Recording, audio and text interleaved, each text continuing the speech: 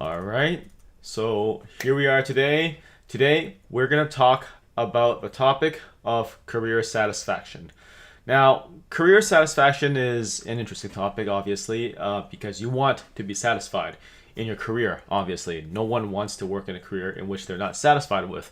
So, if this is what interests you on understanding the psychology behind it, what makes us satisfied, what makes us dissatisfied, and what makes us motivated to search for something else, then this is the video for you, and stick around because I'm going to be breaking down the whole science behind it in terms of the psychology so that you know how you can better position yourself to be in a position where you're going to be happy in your career, right? And that's, at the end of the day, that's what a lot of us want to have. So if you got any questions during this time, feel free to drop it in the comments somewhere on your screen. And I'll be getting to it. Just a quick heads up, there's about a 10 to 20 second lag in terms of you asking the question and me actually seeing it and then me getting to reply it. So there is a slight lag in terms of that. But if you can hear me, if you can see me, just let me know if everything's working. Leave a comment and let me know it's working. All right. Now, let's talk about career satisfaction. One of the things about career satisfaction is the psychology behind it is fundamentally based on whether we are in a state of flow. And this is an idea founded by psychologist Mahai Csikszentmihalyi. And like it's so hard to spell that name out. But essentially, flow psychology is an idea that he really came up with in the 90s and 2000s, around that time, which really breaks down what defines as happiness for people. And a lot of times when we are in a state of flow, and you've probably experienced this at some point in your life before, when you are in a state of flow, what happens is that you will feel like you literally spent 5 hours on something, but it literally feels like maybe 1.5 hours, 2 hours. Time flies by quickly when you are happy, and time slows down when you are dissatisfied. And that's why a lot of times when you are in a place where you're not happy at work and you feel stuck, you feel lost, you feel unfulfilled, I mean, man, you're miserable, because what happens is time stretches and it slows down, and every mundane task that you're told to do just seems a lot longer than it really is supposed to be. Now let me just show you a quick diagram for the state of flow, and I'm just going to slap it on the screen right here. Can I put it in the corner? It's my first time doing something like this, so please bear with me. But yeah, it's blocking my face right now. Whatever, it works. So the state of flow is the top right corner, right? When the challenge and the skill is optimally met. And when the challenge and skill is optimally met, what happens is, for example, I love to use sports for this example because I feel, for me at least, when I play sports, time goes by so quickly. I'm just in the mood. Your heart's pumping, adrenaline is flowing, and you just go, right? That's why when you are in a game, it feels like when you play basketball, for example, you're in that game, you play it for like 15 minutes and like, what, we're done already? But when you're waiting on the side, waiting for other people to finish their game, that 15-minute feels like forever, right? So when you're in an optimal state, what happens is you are, everything is pumping. And at the same time, it's also very tiring. Like, so don't think flow is like, all amazing just because, you're always feeling great. It's also very tiring. So that's why when people who are really fulfilled in their work, who are really satisfied in their career, they're also really tired at the same time. And they always have to recuperate, and they always have to recharge themselves.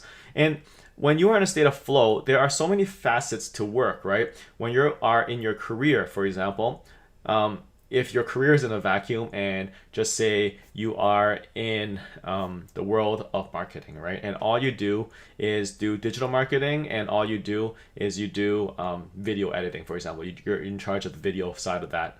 And that's all you do. In a vacuum, and if you love video editing, that's your jam, that's awesome. But what happens often is that as a result of, work is not just a vacuum. There's also other facets. There's people who you got to work with, right? So if the person that you deal with, your team, for example, is, makes you miserable, what happens is it throws you out of flow, right? You're in flow at work, but you're out of flow when you deal with people. There are also work attributes, right? So for example, some people love working from home. Some people love working in the office. Some people like a balance, right? Nowadays, we're all working from home. At least most of us are. And so different work environments are more suited for others, for some people than others, right? Some people love, love the steady 9 to 5. Some people love to pull out work whenever they need to. And so there's a variety of aspects to work that puts us in flow and out of flow. Now let's talk about out of flow situations. I want to throw this graphic back on here very quickly. And if you guys got any questions, feel free to drop it in the comment box below. When you are in an out of flow situation, right? Sometimes it's because the challenge is too high and your skill level is too low. So, for example, if you are playing with professional soccer players and everyone, their fitness level is way above yours. They have the one kick of theirs can send the ball flying halfway across the field. You're gonna feel pretty miserable, especially if you are not exactly competent in that sport. So what happens as a result is you will, like this diagram says, you will become anxious, right? Your state of arousal may be higher, right? So it's not exactly just pure anxiety. There are other aspects to it. There's arousal, there's worry as well, right? In that, on the top left corner of that quadrant. But essentially what happens is you become anxious. So if a work becomes too difficult, you will become anxious. If the content that you're dealing with in terms of the video editing, like I said before, is too difficult, right? You're using a new software, or if a software is not running fast enough, the computer is too slow. It's going to create problems for you. You're going to feel anxious. If your team is annoying and difficult, and you have a very difficult boss, it becomes anxiety-inducing. And so, really, the strategy behind it, that's why I talk a lot about soft skills on this channel, because sometimes it's not the nature of the work. Many people enter the work because at one point in time they love the work, right? They love doing video. In my case, I started out doing history because I loved doing history, and then I realized I love dealing with people, and then that's why I slowly moved towards education, and over time I became a sociologist, and now I'm a coach. And that's kind of my trajectory. So when we're looking at how people derive satisfaction in the workplace, a lot of times it's about learning the soft skills to deal with the people. So if you have a difficult team, a difficult boss, having the soft skills to set stronger boundaries, to negotiate, to have better give and take will make your career better, more satisfying, right? Which is what we want at the end of the day. And so back to the diagram, if the challenge is high and the skill level, whether it's hard skills or soft skills, is not meeting that, you are going to be in a difficult situation. Now, let's look at the bottom right-hand corner, right? In terms of the skill being high and the challenge being too low. And this is another common scenario we see for people who are at work and they feel like, I've outgrown my work. Sometimes what was once very satisfying in terms of the things that you do become boring over time, right? Just like this diagram says, you can get bored. And what happens as a result is, well, you're like, okay, is that all there is to it? Is there more to my career? Is this it? Essentially, that's what a lot of people think. And so that's when all the questions about career satisfaction really, rises, to the top, and you start feeling like this is something I want to deal with. Now, of course, that is relaxation is one thing, and then I said boredom, but boredom is essentially the bottom part. It's pretty much in the same quadrant.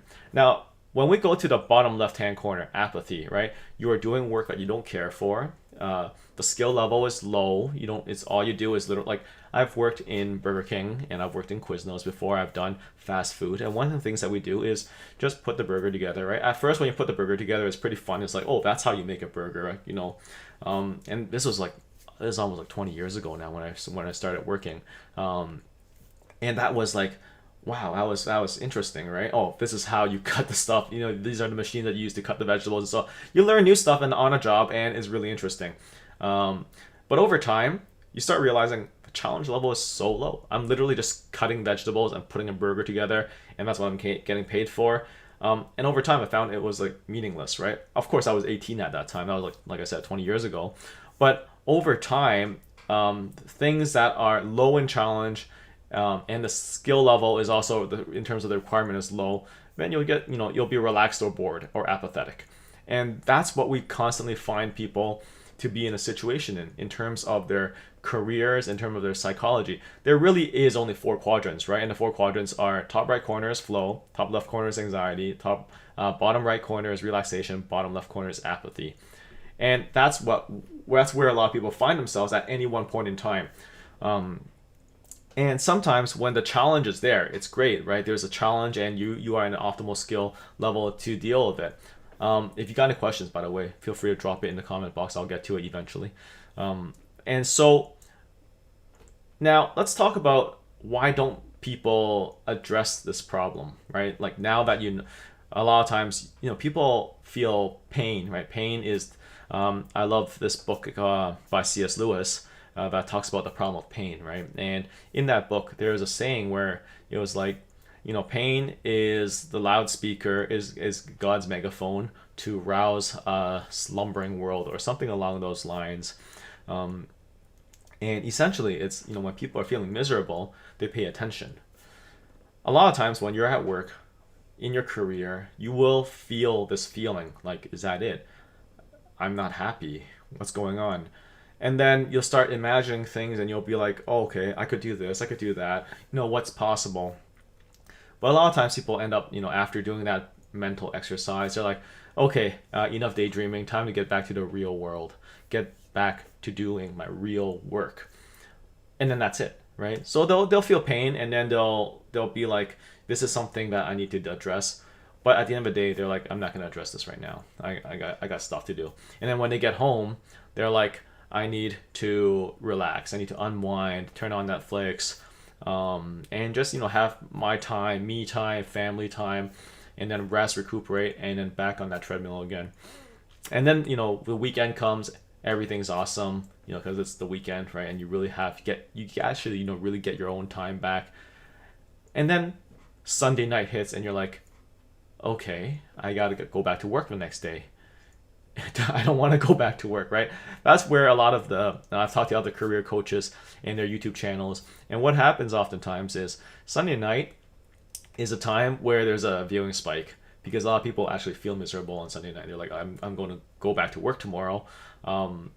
This sucks. And so they go back to work on Monday. What happens is they start, getting back into the flow of things, right? Not in the state of flow, but in the flow of things. And what happens is they start daydreaming again, and then they, time to get back to the real work, go home, unwind, rinse, repeat. As a result, they enter this perpetual cycle of, okay, my whole life I've been doing this for 10 years have gone by, 20 years have gone by, and by the time, it's time to hang it up in terms of the work, it's like, okay, what next? And so that's essentially a lot of the common themes that we see as career coaches, right? I work specifically on career clarity, and when I talk to people, it's like, well, my work sucks. I don't like what I'm doing. Then what are you doing about it? And that's really the question is, when we understand the psychology behind it, what puts you in a state of flow? What makes you anxious? What makes you relaxed? What makes you apathetic? If you are in any of the, the other quadrants other than flow, it may be just a momentary thing. It may blow over. Time may get rid of the problem, right? Perhaps the difficult boss leaves and then everything is good again, or perhaps the nature of the work changes, or you get promoted and then the nature of the work changes, and then you're like, oh, this is awesome, and once again you're in that state of flow. But oftentimes it's about you and how you position yourself so that you are constantly and consistently in this state. And sometimes it's a structural issue. Sometimes it's an internal issue. Like, do you have the mindset for it, right? Or do you have the soft skills for it to deal with people? Do you have the hard skills to do a good job? And these are all things that require planning, require thinking about, like just you to be aware of these issues and dealing with it on a consistent basis. And that is essentially the essence of career development. When you're thinking about your career and where you want your career to be, that's basically how you should address it. And so That's essentially all I have today for the career satisfaction psychology part. If you guys, like I said before, soft skills is a major part of this. If you guys got any questions about soft skills or so on, feel free to leave in the comments below. Or also, you can feel free to take the Big 5 personality traits test that I have in the details below. It's a free test, and it basically breaks down, based on your personality, what types of workplace characteristics are the best fit for you. And that's it. That's all I have for today. I see there are several people in the chat right now. If you got any questions, feel free to drop your questions. I'll be glad to answer them. And right now, this is where I'm kind of like in the limbo space where it's like, are you gonna ask a question or not? And if not, I'm just gonna keep, talking, I guess, until you drop a question. But if I don't see any questions within the next minute, then that's it for today, right? But at the same time, though, I think there's a major part of satisfaction in terms of, got a question from Ahmed. All right. But yeah, Ahmed actually reminds me of answering your that handout, no, not the white paper on AI, automation and robotics. I still have to fix that link. Sorry about that. I had a website change recently, and so that's why everything is kind of like all over the place. All right. So Ahmed is asking, but actually, Ahmed, if you let's see, if you email me at john@drjohntam.com. If you email me, I'll be glad to just send you the paper. If you want it quickly. If not, I can fix it and then upload it and all that. But that's gonna take some more time. So Ahmed's asking, I took a Big 5 personality test. What would you recommend someone who is high in O and E and N, low in C, low to mid in agreeableness do? Okay, great question. And just a heads up, though, the Big 5 personality traits test that you took, in the one that I provide, the thing is, hey Isabel, you're welcome. The thing is this, it's a very high level view, and the Big 5 personality traits test, a lot of times there's different aspects to work. So for example, if you are high in O and E, that means you're very, you have a high activity mode and you are always out there looking for new things. N would typically mean you are also, there's anxiety will get to you, stress will get to you, especially in an environment that's very volatile. Low to mid agreeable, low in C means you're very much a multitasker. You're very flexible and more flexible than someone who likes to focus and get just do one thing at a time. This is what we call serial processors versus parallel processors. If you're people who are low in C are generally people who are parallel processors. They like you probably have multiple tabs open at the same time, and you probably might be even looking at several screens while you're watching this video, right? So that's low in C. Low to mid in agreeableness means you don't mind a conflict, you don't mind butting heads, and you are okay in terms of holding your own. So when we're looking at this kind of personality trait, I think there's several things that we got to be aware of. Personality is one thing, but at the end of the day, there's other things such as what are your skills, like what do you like to do. So personality is one aspect of it, but in terms of you always have a lot of tabs open, right? I got you, right? Personality is one thing, but at the same time, what is your interest? So people, and this I love using this example, like musicians, right? Because I'm a musician myself. What's interesting is people who are very open-minded for music. A lot of them love to compose new stuff, right? And that's what they do. And if you a musician with your personality's breakdown would be someone who probably creates original music or even experimental, depending on how high O you are. It also depends on your social circle, who else is around you influencing you. If it's extroversion, musicians with this type, extroverted musicians would prefer live performances over those who sit down in the studio and just do quiet studio work. Musicians tend to be a little bit more neurotic, right? Because they're more in touch with their emotions. They're more in tune with their feelings, and they probably would write. Their lyrics would probably be slightly more, to the heart rather than just theoretical ideas or whatever. musicians tend to be low in conscientiousness. I don't want to say all of them are, but a lot of them who do music, would do that. And also mid to low agreeableness, musicians who are low or mid in agreeableness can probably feed themselves better than those who are really agreeable. It's like, those musicians who go play in a bar, it's like, for exposure, like they're the ones who would say yes to that, right? So I mean, but on the other hand, there are also musicians who are like, low in openness. So those would be like those who they don't like to compose, they just perform, right? Perform based on a score. There are also musicians who are introverted, who like love to do quiet work, and they don't enjoy like public performances.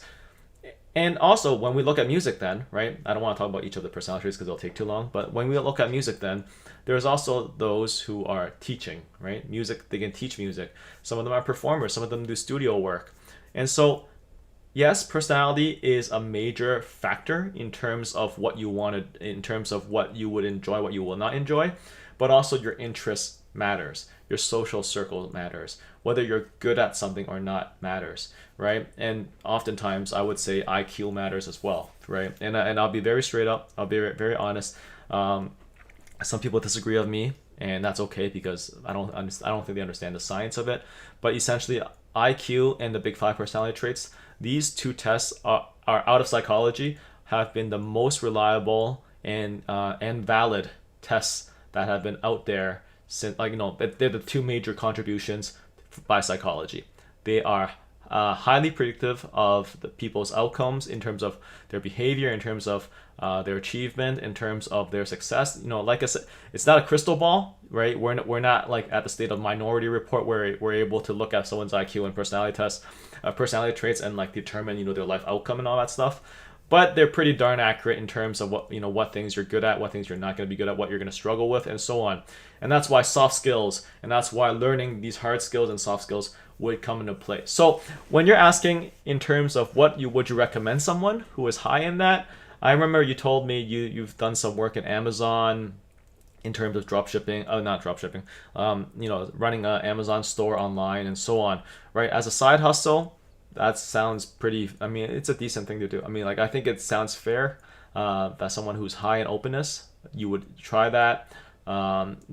People who are more neurotic would probably be more alert to the dangers of the online marketing space. Open-minded people would also love to explore the online marketing space because it's just a wide open game, right? It's really exciting actually. At the same time, it's also slightly risky as well, which is also why you're probably on these chats with me, because you're probably concerned that this is not going to turn out well, or you're not in a good place and so on, right? Yeah, you have a e-com business selling your own brand, right? So basically, that's what I would say in terms of marketing. It does look like you have the personality to be in the online digital selling space, e-com space, to market and sell your products. But at the end of the day, that's only one aspect. Personality is only one aspect. There are also other aspects to work in general, right? So, is this something that you don't think you're enjoying? And leave a comment below, right, Ahmed? I'm going to answer Isabel's question now. Do you think someone who is ambivert can be good in business? Yeah, I do think so.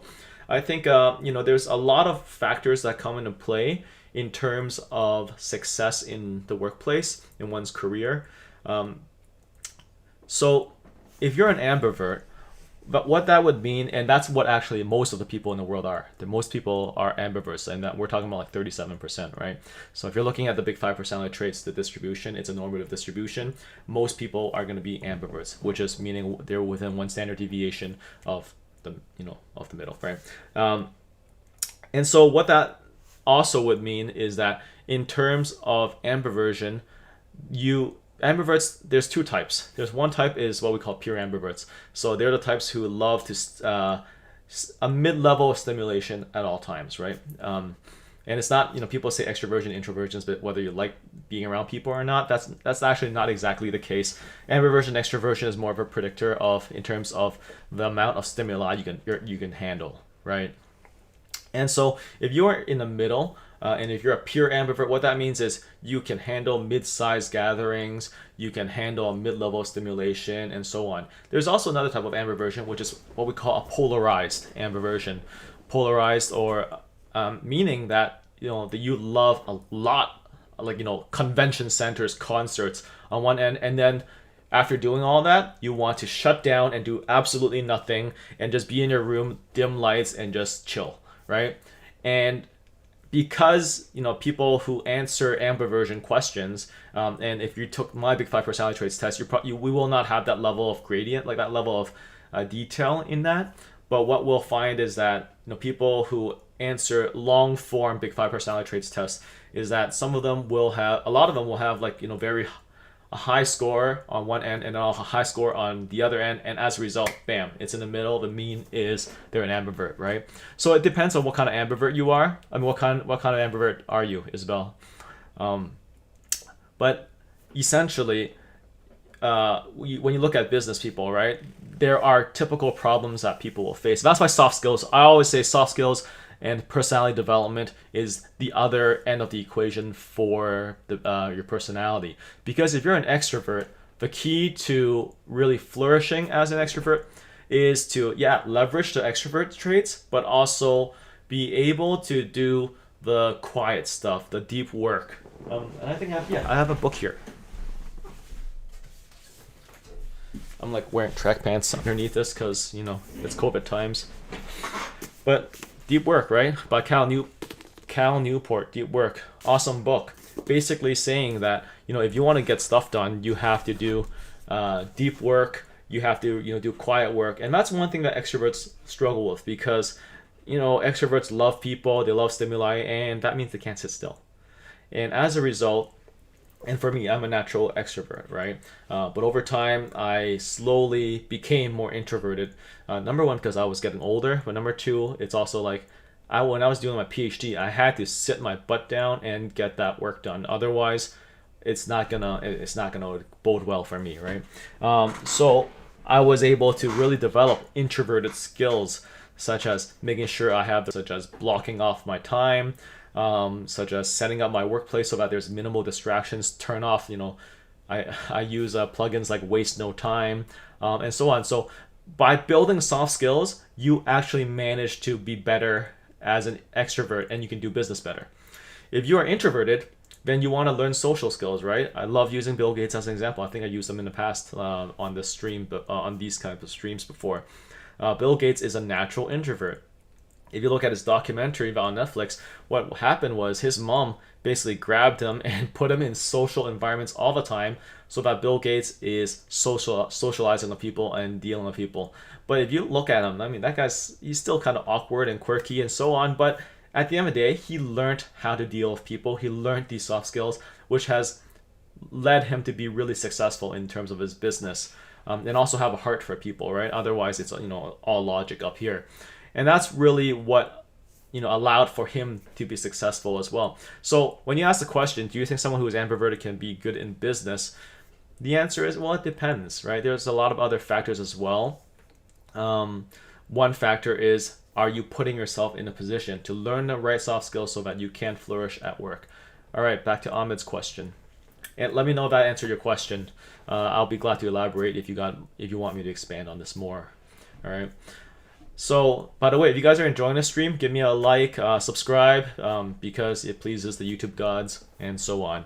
All right, Ahmed, I am enjoying it, but I feel the need to get a career job next to my online business. It is unpredictable in the future. My income doesn't make that much money yet. Yep, I hear you. And that is that could be several factors. One factor could be your trait neuroticism speaking and saying, hey, I don't feel secure, I don't feel safe. And that's why it's very interesting, because neurotic people if you're overly neurotic, then that's it could be damaging, it could be harmful, and it could be toxic even. But oftentimes neurotic people are those who survived in times of chaos, right? Because they're perceptive, they're always alert, and they're ready for things to happen. They're ready for crazy things to happen. So during times of war, for example, the best warriors during times of war would be the neurotic crazy, like the neurotic people, because they're like really alert. They're almost like borderline ADHD and really alert, and anything that seems slightly off, they'll go kill the enemy, because like it's just, they're just really alert and ready for it, right? And so sometimes neuroticism keeps people alive. Sometimes neuroticism kills people, because they overreact to something, right? And it turns out they're just overly sensitive. So there's like no net positive or net negative for any personality breakdown. When we look at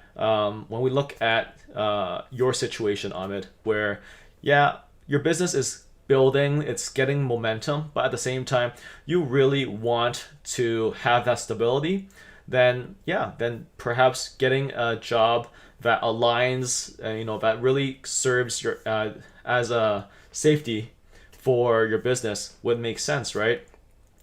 But at the same time, business is a risky proposition. Are you gonna be okay in your ecom business? No one really knows, right? Is Amazon gonna maintain their hegemony over the market? Who knows?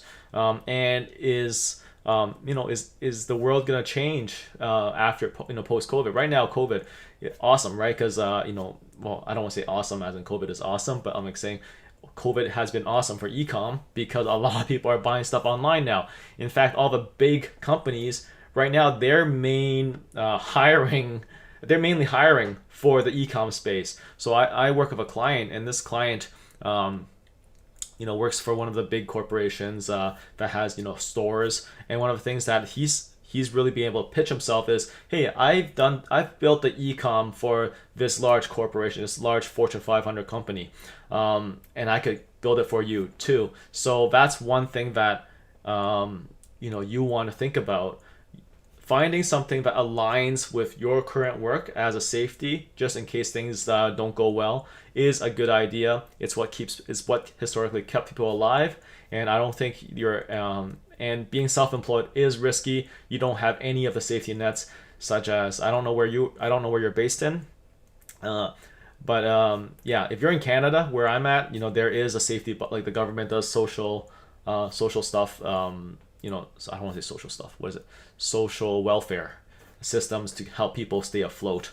But if you're in the States, it might be a totally different story. So it depends where you're at. But you gotta do what's good for you. You're in Canada, Calgary. Yeah, then government's good for you, right? So I mean, that's a good thing to keep in mind. Isabel, you're welcome. Yeah, feel free to ask me any more questions if you've got, because this is what this live stream is for. And I'm here every week, by the way. If you want to come next week, you got a new question, feel free to come by and drop it, all right? I am a kid. How can I start? How can you start in what, Jaheim? So if you elaborate a little bit more, let me know what you want to start in, and I'll be glad to answer that question, because I'm not sure what you are, and I don't know what you mean by a kid. Like, what kind of kid are you? How old are you? What's up, Travis? I was there for your live. Yeah, I remember you. You were asking about the accounting internships for college or something. You're 20 something years old. Am I correct? Yeah. But quickly, Isabel, developing soft skills that I may be lacking will help. Yeah. What kind of soft skills do you think you're lacking? That's I'm curious about that. Because ambiverts. One thing about ambiverts is that ambiverts are very good at they're in the middle. So they're kind of like chameleons, but they're at the same, like they can do either or, but at the same time that also means they don't have like the perfect battery to do both, right? And so if you are in a job that requires you to be, very extroverted, you can turn on that battery, but you can't sustain it for long, compared to a natural extrovert, for example, right? And so the way I like to think of it is personality is like how much natural energy you have, but the soft skills is what I like to think of as more like energy efficiency. How efficient are you with your energy? Yeah, finance internships, right? I got that right. And a month away from 20. Okay, so I got the ballpark. Welcome back. Yeah, feel free to ask any questions. We're talking about personality psychology right now. Today we talked about flow psychology, which is this, right? Be glad to elaborate more on that if you guys are curious about that as well. Actually, I'll just elaborate on that right now. Because it also answers Isabel's question. So when we're looking at flow, right? If you are extroverted, you will naturally be inclined to be around people. So anything people oriented would be, would lead to flow. But at the same time, if you haven't learned good soft skills, even if you're an extrovert and you don't have the soft skills to, be smooth at talking or slow down, or, extroverts, some extroverts love talking about themselves, right? One thing I really find interesting is when I'm at these like social gatherings and there's an extrovert, the extrovert's always talking. But after a while, you'll start noticing that the pattern is their relationships are like, it's like 1 mile wide, but 1 inch deep. They don't have a lot of deep relationships because they're talking about themselves a lot of times. And so as a result, what happens is that, they have a huge battery for people, but their soft skills to build deep, meaningful relationships isn't exactly there. So at the end of the day, it depends on what's your objective, right? Do you have that huge battery and you just need to like go talk to a lot of people to make sales, or to go talk to a lot of people to promote something? Or are you like more, or do you really need to improve those soft skills to sell people stuff, right? So that's just an example of an extrovert who is doing a lot of extrovert stuff and they're not very good at. Well, public speaking is interesting because, Travis, I'll get to your question in a second, right? Public speaking is one aspect of your personality, but public speaking can be learned, right? Public speaking is a skill. There are a lot of good public speakers. Like I have a friend, Yasser Khan. He also has a YouTube channel. He's at 5K subs, and he's also does in the career coaching space. I mean, he is an immigrant to Canada. He speaks he speaks very well. He's very well spoken, and he actually is very introverted and by nature, and he also learned English as a second language. But then he did a TEDx talk, right, over the 4 or 5 years, because he deliberately put himself in a situation to succeed, to socialize, to learn how to speak. He went to Toastmasters, learned how to upskill as a speaker, and over time, he figured it out, right? So once again, the benefit of being ambivert is you can really do either side, but you really need to learn the soft skills. Hey, what's up, Shyam? All right. So Travis, I'll get to your question next. I'm going to answer Jaheim first, right? Feel free to leave any questions you have. Give this video a like if you are enjoying this, please, because it boosts the algorithm and all that stuff, right? All right. Jaheim, business, and I am 12 years old, and you want to have your own business. Awesome. All right. So when you are 12 years old and you want to have your own business, you got to keep in mind that if you are in the business world, you are solving a problem. You're not saving the world, right? You're not solving the world's problem. You are solving one problem, because one problem is enough for you to have a good business that you can thrive on. And that's how people get started, right? Small businesses, you don't have a lot of capital, you don't have a lot of resources. You're solving one problem, and you got to be the best at it. And what that means is you really got to niche down and be able to contribute in a meaningful way. Now, if you're 12, I don't want to discourage you, because you're young. You're I'm almost 40. So if you're 12, you're literally only a baby in the business world. And what that means is find out what you love and just double down on that like a mother, because what that means is you'll really build the skills around your interests, and over time you will find a problem that you can solve, that you can really contribute to, and then you can devise a solution for it. The problems that we're facing now is not the problems that you're going to be dealing with in the future, because the problems that we're facing, because the world is changing so fast that by the time you are actually going to contribute in a business sense to the world, which is going to be 10 years down the road at the earliest, in your early 20s, what that means, I mean, unless you're a Mark Zuckerberg, right? And if that is, mad props to you. Don't forget the little people like me, all right? But essentially, if you are 10 years down the road, the problems that we're going to face 10 years down the road is going to be different from the problems we're facing now, because we probably would have solved those problems, or things have changed so that the future problems are no longer relevant, and so on.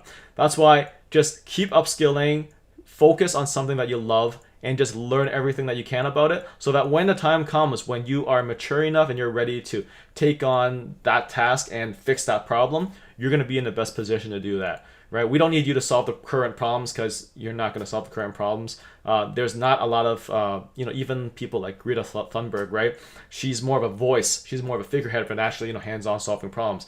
I much more respect, and, I'm not throwing shade at Greta, but I much more respect that kid who invented that ocean cleaning thing where they have they're cleaning the top layer of the ocean. Because that kid created NGO, raised like millions of dollars of funding, and is literally cleaning the ocean, versus someone who's like going to talk to important people and rage at them, right? And so that's all I'm gonna say. Like, focus on what you love, just follow your interests, because at the end of the day, and I'm not saying this because I don't want to say this like as a platitude, like follow your heart kind of thing, but what really matters is if you are to be creative, and if you are to be passionate, and you are to think of new ideas, what that means is you need to be creative. And if you are to be creative, you need to have intrinsic motivation. And intrinsic motivation only comes from within. If people pay you to solve a problem, and that actually takes away from any motivation in solving that problem, because you will be thinking about money. And so that's like the whole NASA problem, right? Was it 40, 50 years ago? No, it's like 60 years ago now, during the Cold War, right? After the Soviets launched Sputnik up into space, NASA, like the government, threw millions of dollars, like hundreds of millions of dollars to NASA at that time, and they spent They spent like $100 million to make a toilet or something like that, and that was like just a royal waste of time, because it's not solved. It's extrinsically motivated. You're not creative, and that's why you really got to follow your heart if you want to do business and solve a problem. All right, I hope that answers your question. Feel free to ask more. Travis, one question. Can you talk about the PM role within FANG? Have you had any interactions with people in these roles, and what are their typical personalities and backgrounds? Now, if you are in a project management role, what that typically would mean is that these people are very organized, very conscientious, and it also depends on what kind of projects you're talking about. So you really got to be mindful that there's personality and there's background, but at the end of the day, if you want to be in a certain position, the best thing for you to do is to reach out and talk to those people. I have a playlist on informational interviews. Highly recommend you to check that playlist out, because it basically breaks down the whole process on how you should do it.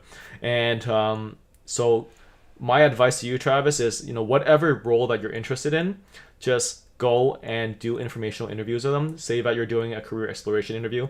You are not asking for a job, because you're also not in a position to ask for a job. But do your research, talk to people, leverage your network, let people know around you what you're looking for. So that means writing a career statement, which is basically a 1-paragraph summary. I think I talked about that like 2 weeks ago when you were here. 1-paragraph summary of what you want, what you're looking for, and then go out and talk to people and spiderweb that network like crazy, right? And so on LinkedIn, I actually made a recent post about that, where it's like, in order for people to help you, you got to let them know how they can help you, right? If they're to go at bat for you, you have to give them a career statement. Because if you don't have a career statement where you're not clear, and you're like, oh, I'm just thinking about doing X, Y, Z, I'm not sure, they're not going to connect you to that person, because they're like, okay, you're not sure. I am using my network capital to connect you to someone who is kind of like a cold network. They may not be my best friend or whatever. And what if you blow it, right? That's why it's so important to have a career statement, so that this is exactly what I'm looking for. Can you connect me to something like this? And that way people know how to help you. And that's why definitely check out my informational interview playlist on career exploration and so on, because that will really help you, right? And if you guys aren't sure about typical personality and so on, there's a personality test in the details below, free personality test on the house. Just take it. Basically breaks down your career for you and what you would typically like or what you would typically not like, right? Yeah, and so that's that, and so that's that. Travis again. And Shyam, I see your statement. I'll answer that in a second. Can you speak about what personalities for CEOs for big tech is like? For example, what are Elon Musk, Jeff Bezos, Mark Zuckerberg, and Bill Gates' personality? So I'll give you the typical personality for a leader, right? The typical personality for a leader, for a traditional leader, would be, so let's follow the acronym OCEAN. Openness to experience, it would be very high because leaders deal mostly with strategic issues rather than tactical issues, right? Tactical is implementation, execution, keeping KPIs, and setting up systems. Leaders are more about the vision, the strategy, what is the competitive advantage you're going to have over your other people, and how you're to navigate the uncertain, basically be trailblazers in that respect. So open-minded is almost always a must. Now, if don't worry, now once again, if you don't have those personality traits, find someone who is the opposite end, who have these personality traits and complement one another, right? And that's what a lot of partnerships is. That's what a team is actually. It's just a bunch of people with different interests, different personalities, different behaviors complementing one another. Now, a team could become very toxic because they, instead of complimenting one another, they resent one another. They're like, you're too extroverted. You're always out there talking to people and schmoozing people and doing water cooler talk. You're not getting the work done. Extroverts are like, you're always in your room. You got your door closed. You're not talking to anybody. You're not socializing. No one knows what you're feeling. You're cold. I don't even know why we're working together, right? If you resent one another, that's just a surefire way to, screw up your whole team. Now, if you want to, really make things work, then you just complement each other and look at the bright side of one another. And that's why team building exercises, that's why, coaches have team building coaches or, coaches who work with organizational development. That's where they make their money, right? They make sure people get along and they work well. That's why, there's diversity efforts right now and so on. These are all things to smooth out the workplace, the social aspect of the workplace. Because at the end of the day, work is not just, but what you're doing. The human aspect is just as important, if not more important, at the end of the day. Conscientiousness, definitely very high for all of them. And conscientiousness also it means focus, and they're being goal-oriented. And so being goal-oriented and just focusing on that task and just executing is very important. So you have to be conscientious. Give me a second. Now, there are different phases in the company in terms of company development. So at the early phases of company, this is what the organization development person called Tuckman. I only know his last name, and he calls the stages of organizational development. And one of the earliest stages is basically there's storming, forming, norming, performing, and adjourning. Right? Those are the 5 stages of organizational development.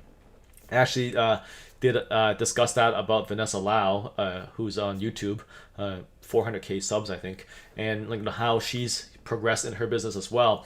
When she first started out, she was that video just came out 2 days ago, right? She started out, she was in a storming phase, trying to figure things out, and you have to be multitasking. That's why being low in conscientiousness is good at that time, because you're a multitasker. There's so many things going on when you're just starting out. But as things start hitting hitting its stride, what happens is you have to be prioritizing. You got to be conscientious, and you have to focus on the important things. And that's why conscientiousness over time slowly appreciates in its value. E stands for extroversion. The best leaders tend to be extroverted, but at the same time they have an introvert battery. So in other words, extroversion, introversion, it's about your soft skill. Bill Gates is very introverted. Mark Zuckerberg is probably mid-low in introversion. Elon Musk seems mid-high in extroversion, right? And Jeff Bezos seems to be in the middle. So these people, they're able to turn on extrovert switch and introvert switches, but at the end of the day, it's about their charisma and whether they're able to carry the room and really inspire confidence in their team. Agreeableness, best leaders are disagreeable. They're able to hold the line, command respect. Because can you imagine if you're doing a startup and your team doesn't respect you and you I have an executive decision to make. I was recently watching the K-drama called Startup on Netflix. It's like a Korean drama where it's talking about startups. And what happens is there was a part where the leader had to make a decision. They were saying, what should a CEO do? And a CEO should be making decisions. And sometimes the decisions, there's no right or wrong answer. Sometimes it's impossible to know. And at the end of the day, they have to make a decision and they have to carry the responsibility, and you want your team to respect that. You want your team to back that up. And if you are not disagreeable and you're agreeable, what that means is you care about people's feelings too much. You don't set strong boundaries. You're slightly kind of like a pushover, and what happens as a result is your team will be all over the place, right? So best leaders tend to be disagreeable, or at least you have to learn to be disagreeable. And then the last one is neuroticism. Best leaders tend to be low in neuroticism, because people who are neurotic tend to not inspire a lot of confidence. They're stressing all the time. They're anxious all the time. And their followers will also be like, okay, if the boss is stressing out, then we should be panicking. Like, if the world is burning down kind of thing. So the best leaders tend to not be neurotic, or at least be able to handle their stress very well. So if I'm to recap quickly, the big 5 personality traits, the best leadership personality, CEO, would be, you finished that show too? Honestly, I watched it for Susie. Susie? Suja, you mean? Who's Susie? I don't know who's Susie. Tell me the actual character name and I'll know. But the big 5 personality traits is high openness, high conscientiousness, extroverted, disagreeable, and not neurotic. That would be the best big 5 personality traits for a CEO. Okay, Shyam, I don't know if you're still here or not. I'm going to answer that question, right? Are you still here, Shyam? Let me know. But I want to do my own business. I want to make shoes. Yeah, well, definitely people are going to be wearing shoes in the future. But like I told Jaheim, the key thing is you got to be solving a problem, right? You got to be, and the problems that we are facing now will not be the problems of the future. That's why you have, if you're still young, I'm looking at your picture. You have a Naruto picture. Doesn't mean you're young. I know a lot of older people who watch Naruto as well. But if you want, Down Me. Yeah, Down Me is awesome. Yeah, okay, Shyam's still here. Awesome. So yeah, if you want to solve a problem, just focus on what you love, follow your heart, follow your passion, be really good at it, so that you are able to solve the problem when the problem arises in the future. Because right now, if you're relatively younger, how old are you? Let me know. If you're relatively younger, what that means is you're probably not going to be solving a problem anytime soon, because you're still, you got to raise the capital, you got to build the skills, you got to build the network, you got to learn a whole bunch of stuff, and the future of shoes, who knows what it's like in the future, right? That's your twin brother. Oh,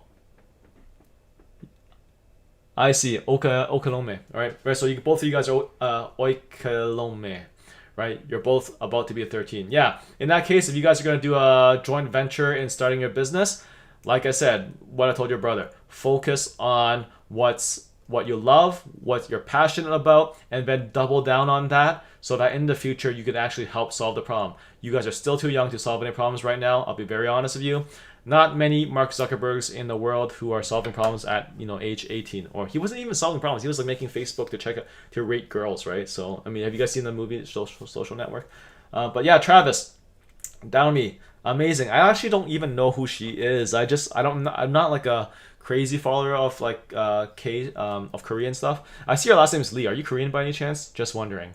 Because I lived in Korea for like 5 years.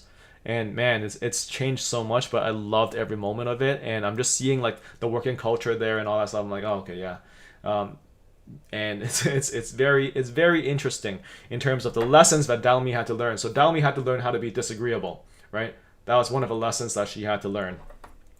Yeah, I lived in Korea for 5 years. My two oldest kids were born there. Okay, yeah. So Travis, you are Korean, right? So when I was in Korea, no, I was talking about startup. Yeah. So about like startup, the thing is, Dalmi had to learn how to be disagreeable, right? And if you look at Dosan, right, Nam Dosan, one of the protagonists, he is a coder, and basically he's a coder and he's very introvert. Dalmi is the extrovert. Dalmi, actually, if you look at the big 5%, I actually thought about making this video before, where while I was watching startup, I actually just wrapped it up a few days ago, and I actually wanted to contrast Dalmi and Dosan, and also actually even Injae, right? One Injae, she is much more disagreeable and much more conscientious than Dalmi. Like that's just, you can see that very obviously. But over time, the whole journey of downbeat is to learn to be more disagreeable, to learn to be a CEO, to learn to be a leader, and she, proved that over time. That's why you feel like, there was such incredible growth on her part. So Suzy, she started out as a K-pop star in a girl group and transitioned into an actress. She has a nickname Nation's First Love because most young men were in love with her at one point. Yeah. I'm a little bit older. For me, my first K-pop love is Hyori. I mean, she's she's like borderline Ajumma now. I mean, she's still very beautiful. But like Ihyori, that she was like my first K-pop love. And then when I was in Korea, that was I really got into what is it? Sondambi. Sondambi was the Michoso song, right? That was huge. And then there was also what else was there? Oh, Abracadabra, Girls' Generation, Brown Eyed Girls. That was all the rage back then, right? All right, I've got 5 minutes left, guys. Any more questions about career, clarity, psychology, any of that? Would be glad to answer any questions that you have. If you've enjoyed this stream so far, give it a like, give it a sub. Would really appreciate that. But yeah, you got any questions? Feel free to ask about psychology, career, or anything really. We can keep talking about K-pop if we want. But yeah, today's if I'm to do a quick recap while you guys are coming up with questions, I'll probably say like this was the main focus today in terms of like finding your career, finding out what is really satisfying in your career. You have to find the top right corner, right? What puts you in a state of flow? What if the challenge and the skill level is optimal? That's what will put you in a state of flow. That's when you feel like when you work for 5 hours, but you only feel like 1 hour has passed. If your skill level is high but the challenge is low, you'll be relaxed. If your challenge is high and the skill level is low, you'll feel anxious. And if both are low, you will feel apathetic, and you really won't enjoy your job because you won't enjoy your job because you're constantly not in a state of flow. And flow isn't only about the type of work you do. So like if you like editing, I used that example already. It's like if you like selling people stuff, right? And you love doing sales work. Well, yeah, sure, your sales work is gonna put you in a state of flow, but you don't only do sales. There's also the follow up. There's also the emails that come after. There's also the process of following through in terms of collection if you have to do collection and so on. So not everything's gonna put you in flow. And there's also the aspect of having to deal with teams or people or difficult managers. These are all things that can throw you out of flow, right? That's why when you're in work, if you have been consistently out of a state of flow at work for like 3 months or 6 months, it's time to just really start thinking like, hey, is this gonna persist? And if you've been in there for like a year and you've been out of flow for a whole year, man, it's time to think about a pivot. Right? Because anything that puts you out of flow would make you miserable over time. Travis, to be honest, Hyori scares you. What? Scares you a little bit, but you still respect her? What do you mean scares you a little bit? She looks amazing. I mean, well, I saw her when she was like in her late teens, and I was in my late teens too. We're about the same age. I think she's a little bit older than me. But yeah. But like, man, when I was there, like those soju posters, man. It's crazy. You guys got the best soju posters. For sure. Yeah. So in terms of flow, make sure you're constantly in a state of flow. If you're out of state of flow, then find ways to put yourself back in a state of flow. Flow is draining, but at the end of the day, flow is what makes people satisfied and feel like they're making meaning out of their lives. And life is never going to be easy, right? I recently made a post. Life is hard, right? You got to choose your hard. Accounting, like taking care of your finances is hard, but being broke is also hard. Studying is hard, but failing in school is also hard. Arguing is, communicating can be very difficult. So in my case, I'm married, right? So communicating and working things out with my wife can be very difficult and tiring, but divorce is also very hard, right? Also like, raising kids or doing work, right? All these things can be hard, but the other end is also hard. So you really just have to choose your hard and make sure that you're doing the right thing for yourself, and the people around you, of course. All right, Travis. Her persona in TV shows is being mean and strong and being very extroverted. Yeah.